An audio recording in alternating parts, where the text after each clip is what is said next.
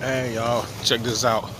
Just I just got this message. Just watch motherfucking this solar storm.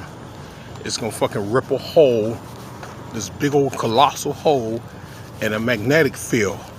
Alright? And a lot of times the magnetic field, when there's a hole that's ripped in it from a solar flare or solar winds or whatever, it repairs itself.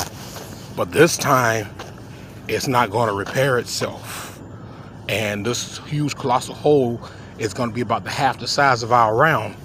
And there's going to be nothing but freaking dark plasma, dark cosmic energy, ether, all kind of energies coming in. And that hole ain't going to never close up after this long solar storm. So I'll just let y'all know.